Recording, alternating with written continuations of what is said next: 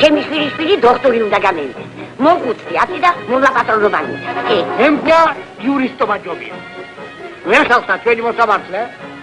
ჩვენ სოფელში რომ მოვიდა, ცალ-ცალი კალოში ერთვა.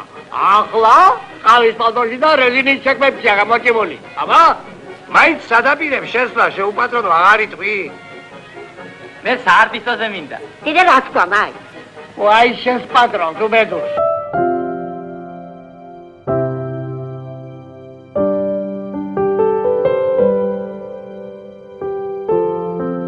ჩემი შვილი დოქტორი უნდა გამოვიდეს, ამბობდა ოლღა ბებია. ოცნება აუხდა და მართლაც წლების შემდეგ სურიკელამ ექიმობა გადაწყვიტა. დღეს სერგო ორჯონიკიძე საქართველოში ერთ-ერთი წარმატებული კარდიოლოგია. ქართველი ექიმი 1947 წლის 19 მარტს თბილისში დაიბადა. სკოლის დასრულების შემდეგ თბილისის სახელმწიფო სამედიცინო ინსტიტუტში ჩააბარა. პარალელურად კი თბილისის ექიმთა დახელოვნების ინსტიტუტში გაიარა სპეციალიზაცია კარდიოლოგიაში, რის შემდეგაც ამავე კათედრის ჯერ უფროსი ლაბორანტის, შემდეგ კი ასისტენტის თანამდებობაზე განაგრძო მუშაობა. პარალელურად ინტენსიური თერაპიის ექიმის განხრით მუშაობდა. იყო საქართველოში ულტრაბგერითი კვლევის ერთ-ერთი პიონერი და ხელმძღვანელობდა ახლად ჩამოყალიბებულ ფუნქციურ დიაგნოსტიკურ განყოფილებას. რამდენიმე წელია ხელმძღვანელობს ინგოროყვას საუნივერსიტეტო კლინიკის კარდიოლოგიურ მიმართულებას. ბადონი სერგო 82 სამეცნიერო ნაშრომის ავტორია და ეროვნული მედიცინის განვითარებაში შეტანილი წვლილისთვის მინიჭებული აქვს ღირსების ორდენი.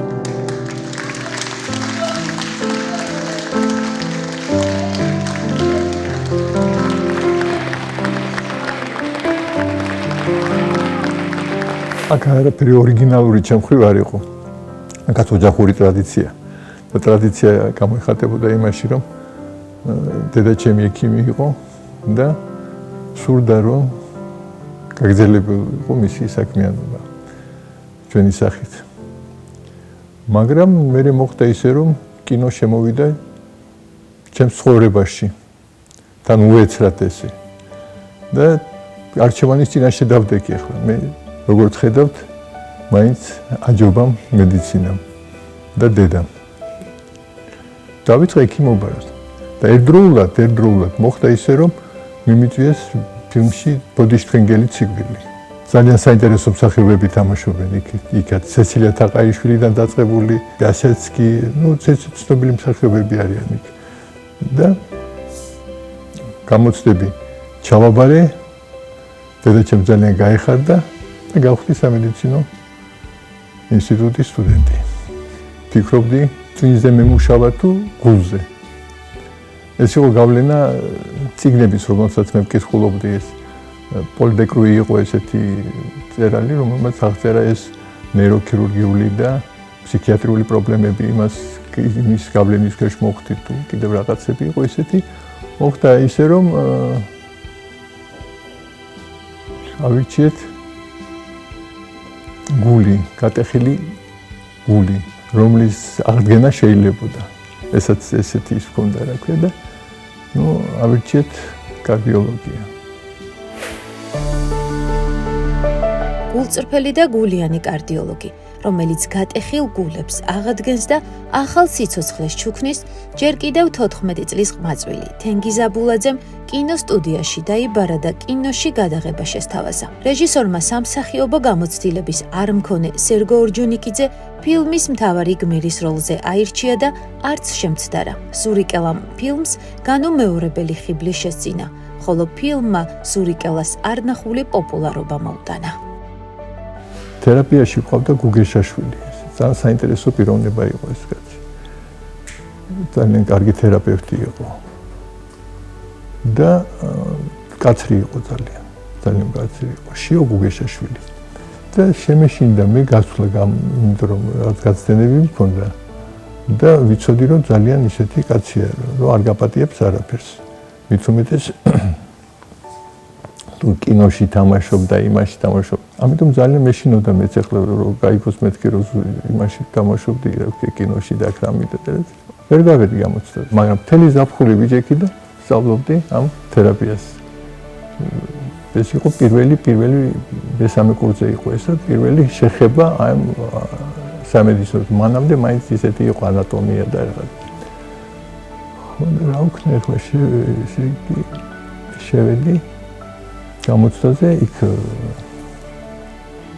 დიდებულიძის კიდევ ჩემი პედაგოგი ვინც იყო და ახლა ესეთი სიტუაცია და ავიღე ეს ბილეთი და ვნახე რომ იოლი ბილეთია ჩემთვის. ძირითადად კარდიალური ასთმაზე იყო იქ და გამიხარდა და ყველაფერი უპასუხე. ახლა იცოდა იმან რომ მე კინოში ვთამაშობ. და ის შემეკითხა იმის შემდეგ რომ გამოკითხა როგორ მოხდიო შენ სამედიცინო ინსტიტუტში. მე ვთქვა როგორ გამოცდები ჩავაბარე და იყო მაშინ ესეთი 20%-იანი და 80%-იანი. 20%-იანი ნიშნავდა იმას რომ პირდაპირ მერხიდან შეგეძლო ჩაგებარებინა და 80%-იანი კიდე 2 წელიწადის თუ მუშაობდი შენ არ აქვს მნიშვნელობა ის სანიტარად მუშაობდი თუ დამლაგებლად მუშაობდი ის ხდება 80%-ში. აი ესე მე ვთქვი მოხდი მეთქი 80%-ში ვინაიდან მუშაობდი მქონდა უფლება რომ ჩამეპარებინა ესეთ 80%-ში. და სად მუშაობდიო? და მოხდა რომ ის ხო ჩამეფალა სტაჟში რომ მუშაობდი კინოში. მაგრამ აკონდა 3 თუ 4 თვე. და მაშინ კიდევ გამოფორმეს და დავდიოდი იყო ესეთი დიღომში იყო ესეთი ბაზა სადაც აი ყვავილები გამოყავდათ ხეხილი იყო რაღაც ესე. იქ მუშაობდი მიწას იმაში ეს ამას ნამდვილად ვაკეთებდი დილის რის ნახევარზე გავდი ეს იმის შემდეგ ესეთი პოპულარობა მქონდა იქ ვიყავი და რომ აღვედგინა ეს და არ უთხარი რომ კინოში გადამიერას უთხარი რომ აი იქ მუშაობდი მეთქი და ესე გემეოდებოდა რომ მე რაღაც ხო და მე მითხრა უცხოენა თუ იციო მე ვთქვი ისე მაგრამ გერმანულად ვწოდე გოტიური წერა თუ იციო ახლა ვიფიქრე ეს და იმიტომ ვის ეთყოდა რომ ვიციო ეს ეთყოდა ხო და მე ვთქვი არა ნამდვილად არ ვიცი მე სამიანი დამიწერა მე მოხდა ისე რომ მე უნდა ჩამეპარებინა გამოცდა საკვალიფიკაციო გამოცდა თერაპიაში და შიოგუგე შეშეკლი ალადაშვილი ესენი არიან და უნდა გავიდე და ახაც გვემზადები და გუგეშაშვილი არის თავმჯდომარე ამ იმისი ერთი გაუშვეს მეორე გაუშვეს მე შევედი და მე ალადაშვილმა რაღაცა მკითხა კიდევ რა თქვენ ვისკი იცით ამანო მე დამისვავ დიაგნოზიო რომ ნაღლისფრში კენჭი მაქვსო მე და გავიკეთე მე ოპერაციო და თქვენ ამას იმაშობთ თუ შინჯავთ აბა წადი ახლა აქ და ხუთიანი დაუწერეთ თავს აი ესეთი დამოკიდებულება იყო ზურიკელას მიმართ. ვიცოდი ვისთან შეიძლება და ვისთან არ შეიძლება იცოდებოდა. მაგრამ არის ხოლმე ეს სხვანაირი დამოკიდებულება, როცა მახსოვს ერთი პაციენტი შემოვიდა ჩვენთან და ჩამობარეს მე ახალგაზრდა ექიმი ვიყავი ძალიან გამოუცდელი და ვცდილობ დიდი ყურადღებით ვიყო ამ პაციენტის მიმართ. ეს პაციენტი რაღაც ძალიან არ უკმაყოფილო იყო რა ვერაფრით ვერ მოვიგე მისი გულით. ხო და ერთშენიერ დღეს როდილა შევდივარ და უნდა გავუზიო მოწნება წამომარტყა ესე მხარს. თუ ვერ მითხარი რომ ზურიკელა იყავი ამდიხანიო ესე იგი ეს უფრო მაგისტრის მნიშვნელოვანი იყო ვიდრე თითო თამაგისი ამატყოფა. ილიკოში გოგის ენაზე იყრის და პირდაპირ ისეღლაბავს. ენის წერ. ეს იმას ნიშნავს რომ მარტო ექიმს ვერ ხედავს, ჩემში ხედავს კიდევ აი იმ გმირს, რომელიც ვთქვათ, დიდი ხნის წინ შეიძლება ნახა, შეიძლება გუშინ ნახა, მაგრამ რაღაც დადებითი ემოციები აქვს.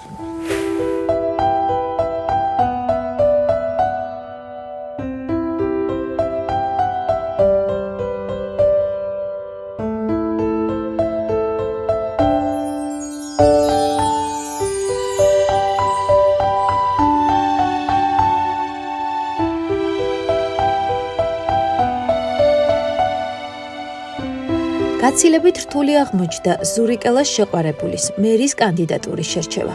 რეჟისორმა კინოსინჯებზე მისული ყველა გოგონა დაიწუნა. ბოლოს მანანა აბაზაძეს ბიჭვინთაში გადასაღებ მოედანზე მიაგნეს და ზურიკელას შეყვარებულის როლზეც დაამტკიცეს. ზურიკელასა და მერის ეკრანული სიყვარულის ისტორია რეალურ ცხოვრებაშიც გაგრძელდა. ძალიან პატარები ვიყავით, მაგრამ უცებ მოვხვდით რაღაცა საოცარ სამყაროში, იმიტომ რომ ყველა ვიცნობდით აი უდიდეს მსახიობებს, ქალბატონ სესილიას, ჟორჟოლიანს, სანდროს, ბატონ ტყაბლაძეს, თენგიზ აბულაძეზე აღარ არის საუბარი. იმიტომ რომ მის ფილმებზე უკვე გაზრდილები ვიყავით მის ფილმებზე, იმიტომ რომ ეს არ იყო პირველი მისი სურათი, ეს სხვისი შვილები და ეს რაღაც საოცრებები ჰქონდა გაკეთებული. ხო და უცებ ჩვენ რო გავხდით ამათი შვილები ვით ვიყავით, შვილები და შვილიშვილები სპეციალურად, იმიტომ რომ ეს დიდხანს გრძელდებოდა 2 წელიწადი თითქმის. ხო და გავიზარდეთ მათ ხელში, ჩამოვყალიბდით და რა თქმა უნდა მე და სერგოც დავმეგობრდით. მართალია თავიდან არანაირი გრძნობა არ გაგვაჩნდა, მაგრამ ფილმი რომ ვნახეთ დასრულებული, აი იქ ფილმიდან აღვიქვი რომ რაღაცა მომეწონა ეს ბიჭი თქო, თორე ისე ვერ აღვიქვავდით ვერც მე და ვერც სერგო ერთმანეთს. მართალია ძალიან ცდილობდნენ ჯგუფის წევრები, ცდილობდნენ რომ რაღაცა დაგვენახა ერთმანეთი, მაგრამ ნუ დიდად ვერ ვხედავდით და ეს ეკრანიდან რატომღაც უფრო შევაფასეთ ერთმანეთი და დავინახეთ. კარგი ბიჭი ყოფილა მეთქი. მე ზურიკელას მერი ვიყავი. ზურიკელას მერი. სივა.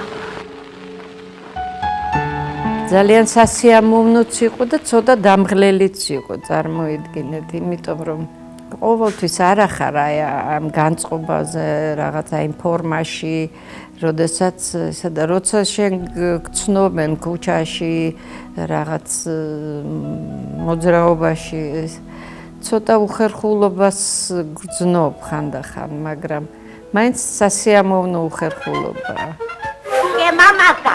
მამას არ გინდა სწავლა, ხო? მე ბებია ილიკო და ილარიონი. ქართულ კინემატოგრაფიაში გამორჩეული ფილმია. ოლღა ბებიას როლს ყველასთვის სათაყვანებელი გენიალური სესილია თაყაიშვილი ასრულებს, რომელსაც ავადმყოფობის დროს სერგო ორჯონიკიძე გვერდიდან არ მოშორებია. ქალბატონი სესილია სამწუხაროდ ჰქონდა შაქრიანი დიაბეტი, არტერიული ჰიპერტენზია, კუცის ავტოსისტემაც ესე ჩათრეული იყო, ბევრს ეწევოდა ძალიან. მოხდა ისე, რომ გადაიტანა მიოკარდის ინფარქტი და მე გაიწერა. შემდგომში კიდევ პრობლემები და პერიოდულად დადიოდა ლეჩკომბინატში და მოიყვანეს ქალბატონი სესილია და ეგონათ რომ ისევ პრობლემა არის ამ კუცის ავტოსისტემასთან. მე გადაწყდა რომ აქ არის სისხლდენა კუჭიდან, სისხლის დენა ქონდა. და სასწრაფოდ მე გადაწყდა რომ უნდა გაკეთებულიყო ოპერაცია. მოხდა ისე რომ ლიფტი არ მუშაობდა და უნდა ეყვანათ საოპერაციოში მეოთხე სართულზე. და გამახსენდა როგორ ავიყვანე ბებია, როცა ფილმს იღებდნენ.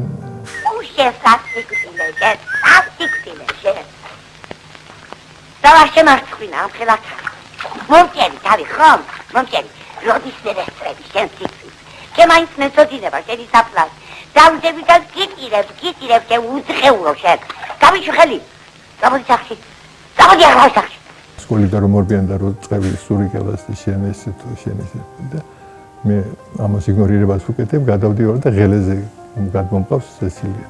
და გამახსენდა რომ მაშინ თან ეს ლაილაში იღებდნენ, მთელი სოფელი იყო მოსული, რომ სესილია თაყაიშვილი ენახათ და ეხლა წარმოიდგენიათ ლაილაშისთვის რას ნიშნავდა, რომ ეს ამ სურათს იღებდნენ იქ და მთელი სოფელია მოსული და ვიფიქრე, რომ თუ ვერ ავწიე ეს 14 წლისა ვარ სესილია თაყაიშვილი და ჩამივარდა ხალხი ძალიან ღელავდი ამ იმას და მაგრამ მე რომ მივედი სესილიასთან ეს გადაღების დროს როაზიე რა სულუკად მომეჩვენდა და დავწყდარდი იმიტომ თენგიზ აბულაძეს უყვარდა ძალიან ბევრი დუბლის გადაღება მეშვიდე დუბლია უკვე და გამიჭირდა და მეხმარებოდა თენგიზ მომკიდებდა ზემოდან ხელს ესე და აი ეს გამახსენდა და არც ვიცი როგორ მოხდა ეს ამბავი პირდაპირ ვეცი სესილიას და ავიყვანე ხელით ქირურგიულ განყოფილებაში და სამწუხაროდ აი ეს ვერ გადავარჩინეთ.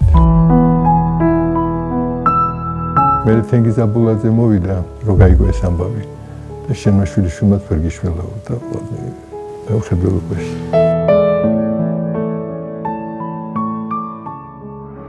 მანანა აბაზაძე გვიამბობს, რომ უკრაინიდან თბილისში ჩამოსვლის შემდეგ 6-4-ში მოხვდა.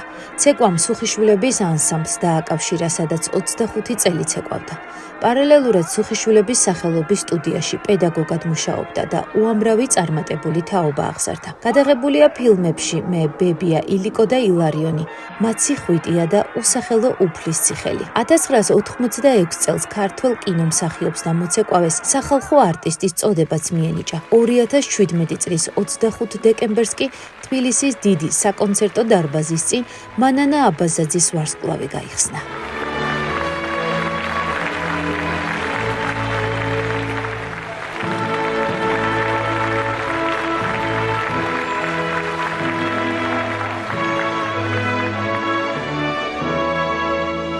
გამორჩეული, გულწრფელი, კარგი მეგობარი, მზრუნველი მამა და საოცარი ადამიანი. ასე ახასიათებს მანანა აბაზაძე მეუღლეს, რომელთა თანაცხოვრებაც უკვე 50 წელზე მეტს ითვლის. ძალიან ხშირად უთქვიათ, რომ ეს მარტო კარდიოლოგი კი არ არის, ეს ფსიქოლოგია. აი თვითონ პაციენტებთანაც ისეთი დამოკიდებულება აქვს, იცით, აი ისე დაამშვიდებს, ისე გამოიყვანს მდგომარეობიდან სიტყვით, რომ შეიძლება წამალი არც დაჭირდეს.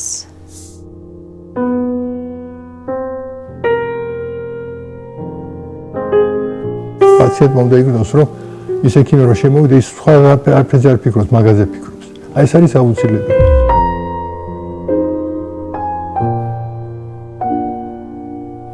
მოვა სამსახურიდან, საკმარისად დაღლილი ბუნებრივია, ხო? ესე იგი, სადილსაც ვერ ასწრებს ხოლმე, როცა იწყებს მკურნალობას ტელეფონით. ურეკავს 1000 ადამიანი, დღე, ღამე, შუა ღამე, ესა და არასდროს არ უთქვამს სუმუარი, არასდროს არ უთქვამს რომ აი დავიღალე და მე ხო შემიძლია შევატყო სახელზე, რომ არ არის გულწრფელი. აი მთელი გულით და განცდით ელაპარაკე 100-ჯერ გამოკითხავს წამალს, 100-ჯერ გამოკითხავს მდგომარეობას. ხო და ნუ რა ვიცი, ძალიან სხვანაირი ადამიანია.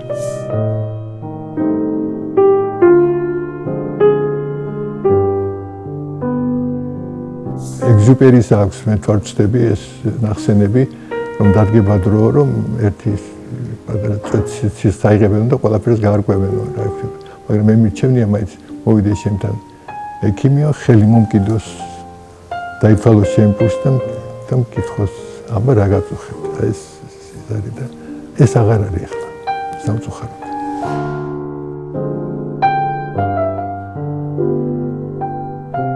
ცით რა მთელი ცხოვრება ვენდობი. საოცარი მამა ძალიან მნიშვნელოვანია შენი შვილისთვის. დედა ხო დედაა. დედა ზრუნველი, რაღაცა საჭმელი, რაღაცა რა ჩაიცვას, რა გაუკეთო, რა სიამოვნო, ისა და მამა რა თქმა უნდა, დედაც მაგალითია და დედაც ასწავლის ბევრ რამეს, მაგრამ როდესაც მამა ყავს ისეთი, რომელიც შენ სწორ გზაზე გაყენებს და ძალიან სწორ მიმართულებას გაძლევს და სწორ რჩევებს და შენ რო გისმენს შენი შვილი, ამას ძალიან დიდი მნიშვნელობა აქვს და ჩემი შვილებისთვის მამის აზრი ძალიან მნიშვნელოვანია. ხო და მე მგონი ეს ძალიან ბევრია. ხო და პარალელურად საოცარი იუმორის პატრონია. ეს ძალიან უფრო საინტერესოს ხდის ჩვენ ცხოვრებას. მე საოცარი ბაბუა და ბაბუა არის მაგალითი, როგორც მამა ხო არის მაგალითი და ბაბუა კიდე ბაბუაც რომ მაგალითია, ეს ორივე შვილი ბაბუაზე სწორდება. შვილთა შვილი ესე იგი ბაბუაზე სერგო ბაბუ მომიკითხე. მარტო ამას უთვლის მოკითხვას, მეტი არავის. ჩვენ პაკას გვეტყვის და სერგო ბაბუ მომიკითხე, გვეუბნება.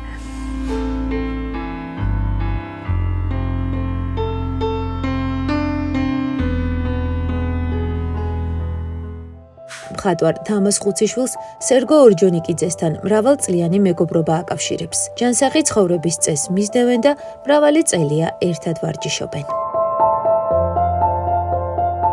მე თუ დღეს ცოცხალი ვარ, ამას არ ვაჭარბებ, ეს არის დამსახურება იმ ჩემი მეგობრის და ექიმის, რომელსაც სერგო ორჯონიკიძე ჰქვია. სერგომ ასე ვთქვათ გადამარჩინა თავისი მკურნალობით, თავისი ურადღებით იმ ზომამდე, რომ შემდეგ დავდიოდით დილაობით ადრე ვდგებოდით ორივენი და დავდიოდით სავარჯიშოდ. მანქანა მეწყავდა, მაგრამ სერგო იკლავდა თავს და ამბობდა არა, ჩემი მანქანით წავიდეთ. და დილას წარმოიდგინეთ სისხამ დილით 7 საათზე, 7:30-ზე, 6 საათზე ქუჩის კუთხეში დავდგებოდი, გამოივლიდა სერგო და მე მივდიოდით ერთად. ერთ შენერ დილას აი ესე ბოლომდე არც არის გათენებული ჩვენი უბნელი არაჩვეულებრივი პიროვნება, რომელიც დღეს აღარ არის. აცხონოს უფალმა ლაუშა ბარდაველიძე იყო ასეთი არაჩვეულებრივი კაცი. მოდის მანქანით, გააჩერა მანქანა. დაჯექი თაზო და წაგიყვან, სან მიდიხარ და არა მე ვთხარი, დიდი მადლობა, ველოდებით. ვის ელოდებიო და სერგო ორჯონიკიძესთან. შენ რა სუმაზე მასხარად უნდა მოკვდე ბიჭო, მითხრა. და აი ასე თელი ეს რაღაცა ისეთი სასაცილო ამბები დაკავშირებულია მის სახელთან და გვართან. ჩვენ ერთ მეგობართან არის სუფრა გაშლილი და სერგო როგორც ყოველთვის იგვიანებს ხოლმე. იმიტომ რომ უამრავი პაციენტები ყავს, უამრავი ისეთი დაჩაგრული ხალხი და ამის გამო იგვიანებს და ახაც იგვიანებს და ბავშვები იმ ოჯახის ახლობლები, ნუ პატარა ბავშვები ელოდებიან, აი სულ მოთხოვნად ელოდებიან სერგოს მოსვლას. რატო? ვიღაცა მოთხოვა ჭვენად იყავით, ეხლა ზურიკელა მოვაოდა. ეს მებებია ილიკო და ილარიონი ზეპირად იციან ბავშვებმა.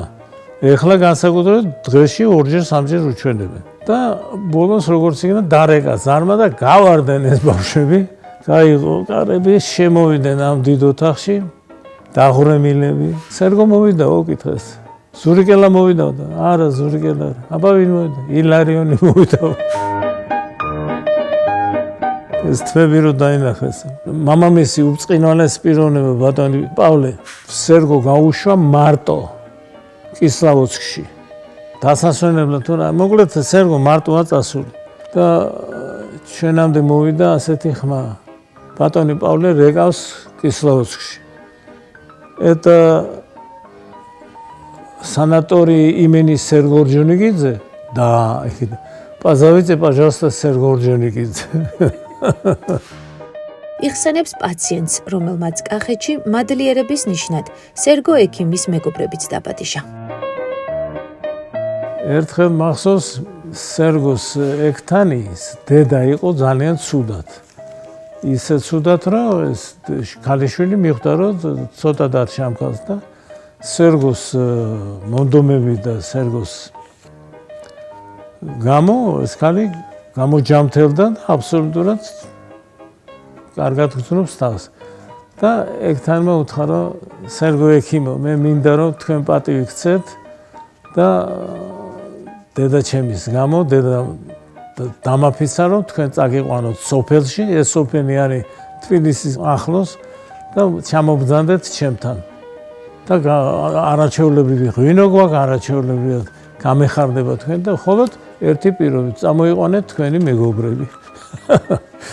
სერგომ შევკრიბა რამდენიმე თავისი ახლობლები, ჩავჯექით მანქანაში და წავედით. საჭესთან ზის ჩვენი ერთ-ერთი ძმა, მეგობარი და სერგო უძახის, ცოტა დაუჩქარე ბიჭო, დაუჩქარე. და უკნიდან გვესმის, რა ისეთ ცუდათაა რომ შეიძლება ვერ ჩავასრულოთ. არა კაცო ქშია.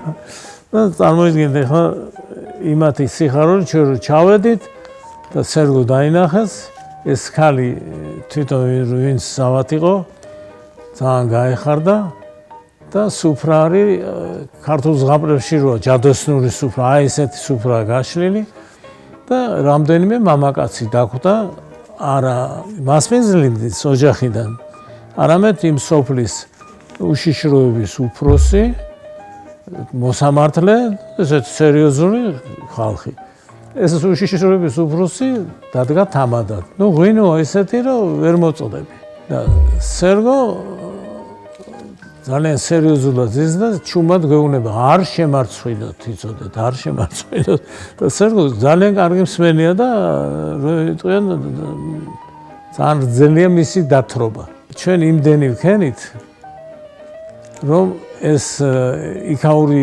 მასპინძლები კაცები განსაკუთრებით გადახედავენ ასეთ ესენი არიან ბიჭო პროფესორები ესენი არიან ისე დღესში ჩავარდი სერგოს მე ვეუბნებოდით ჩვენ აღარ გვპატიჟებს ის ქალი რას ლაპარაკობ ის მოსაგონად აღდო იმ სოფელში ექიმები რო ჩამოვიდენო ექიმებიო აი ესე დღესში ჩაგვაგდეს კიდე ვიღაცებმა ორჯონიკიძეების ოჯახში ერთი განსაკუთრებული ტრადიციაა. სერგო ექიმი ახალი წლის ჯადოსნურ ღამეს თოვლის ბაბუის ფორმას ირგებს და ნამდვილი დღესასწაულიც მაშინ იწყება. მას ერთდროულად შეუძლია იყოს საუკეთესო ექიმი, მამა, ბაბუა, სიხარულის, ბედნიერების და სურვილების შემსრულებელი. პირველი შვილი რო გაჩნდა, იმის შემდეგ ეს უკვე 24 წელი გრძელდება, 25 წელი. არის ოფიციალური თოვლის ბაბუა და არის სულ პრობლემა იყო ხან კოსტიუმის, ხან წვერულ ვაშის, ხან იმისი, ხან ქუდის, ხან რაღაცა ხელსაწყოების ხო და ნუ რას არ იგონებდა, ხან ქაფს წაისმევდა ხან წარბებზე და ნუ რაღაცა სასწაულებს აკეთებდა ყველაფერთან ერთად არის ძალიან გემოვნებიანი ხო და ამიტომ ყველაფერს ისე ლამაზად აკეთებდა და ახერხებდა რომ ჩვენ თვითონ გაუგნებულები ვრჩებოდით ყოველ წელიწადს სიურპრიზს გვიწყობდა თავისი შინაგანი განწყობით და გარეგნობით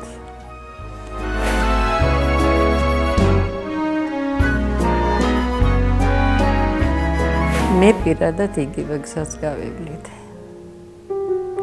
მე იმდენად მიყვარდა ჩემი საქმე, ჩემი ოჯახი, ჩემი ყველაფერი, რომ ძალიან სასიამოვნო ცხოვრება გავიარე და ნამდვილად არ შევცვლიდი არაფერს.